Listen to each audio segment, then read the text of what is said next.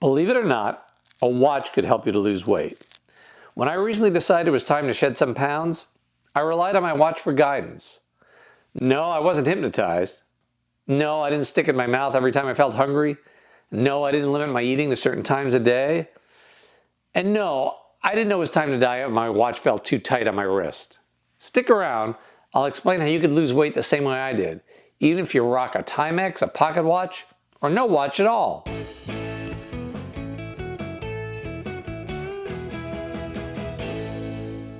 Hi, I'm Jeff Hoyt, Editor-in-Chief of SeniorLiving.Org. The watch that helped me lose weight is a Fitbit. But the method I use to get thinner, will work no matter what kind of watch you own. In fact, it'll work if you don't own a watch, or you can't even tell time. Now, for those unfamiliar with them, a Fitbit is a fitness tracker. You can learn more about them here. By wearing the watch, my Fitbit tracks my daily number of steps taken, miles covered, and floors climbed. But it can also be used to track what I put in my mouth. The Fitbit itself is a little too small to type on, but the device works with an app that allows you to track your food intake through your phone or computer. And even though the Fitbit is a state-of-the-art device, keeping a food diary by recording what you eat doesn't take more than paper and pencil. In a piece called Why Keep a Food Diary in the Harvard Health blog from Harvard Medical School, licensed dietitian nutritionist Catherine D. McManus wrote, quote, "Research shows that for people interested in losing weight, keeping a journal can be a very effective tool to help change behavior," end quote. The nutritionist refers to a study that tracked around 1,700 overweight and obese people who took medication for high blood pressure and/or high lipids such as cholesterol or triglycerides. The average participant lost nearly 13 pounds over 6 months, with most of the variation in weight loss based on physical activity and diet records. Quote, "The more food records people kept, the more weight they lost," said lead author Jack Hollis, PhD, a researcher at Kaiser Permanente's Center for Health Research in Portland, Oregon. Still quoting, "Those who kept daily food records lost twice as much weight as those who kept no records.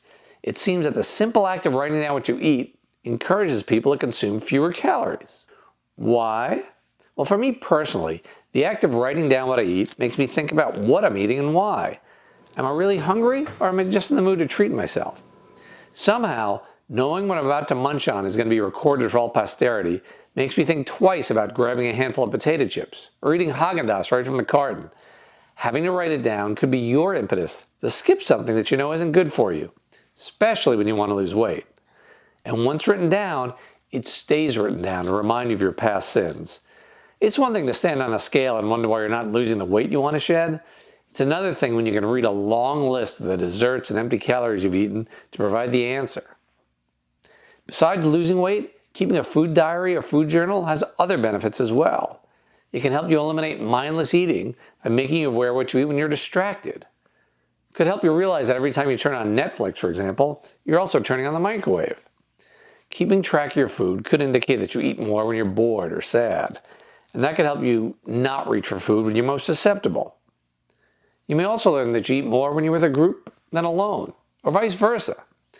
And you could also learn that when you think you eat and what you actually eat are not the same at all.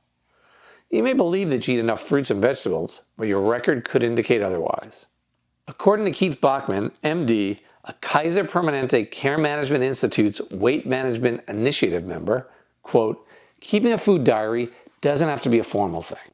Just the act of scribbling down what you eat on a Post-it note, sending yourself emails telling each meal, or sending yourself a text message will suffice. It's the process of reflecting on what you eat that helps us become aware of our habits and hopefully change our behavior," end quote.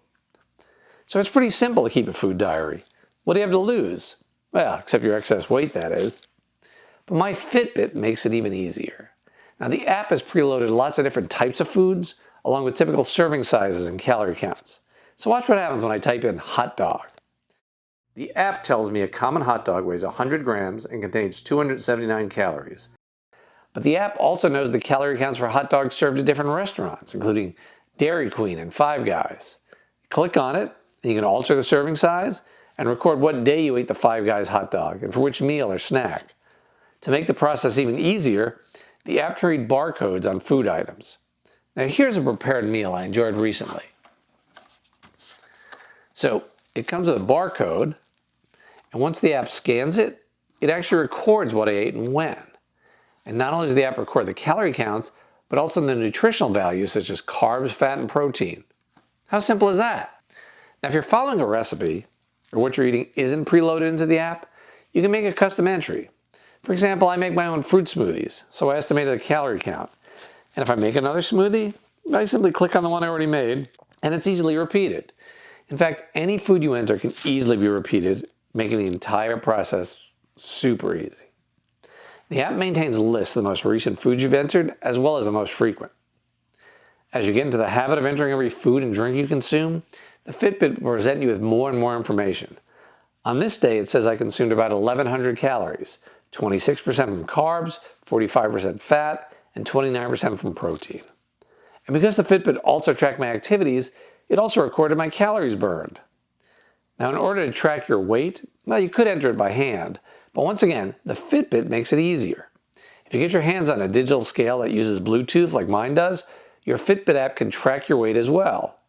Here, I was recorded as weighing 184 pounds.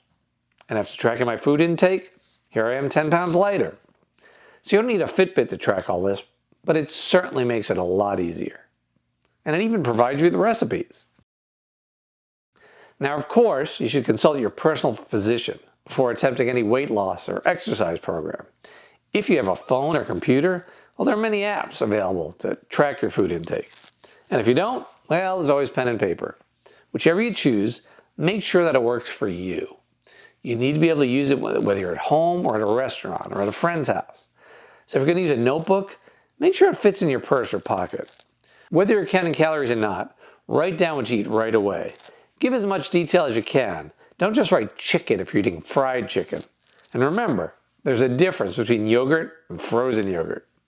Also, write down the location, time of day, and the mood you're in. You could indicate it simply with a happy or sad face. You may find that you're always hitting the fridge right before bedtime, or that sadness causes binge eating. The first step to ending a bad habit is recognizing it.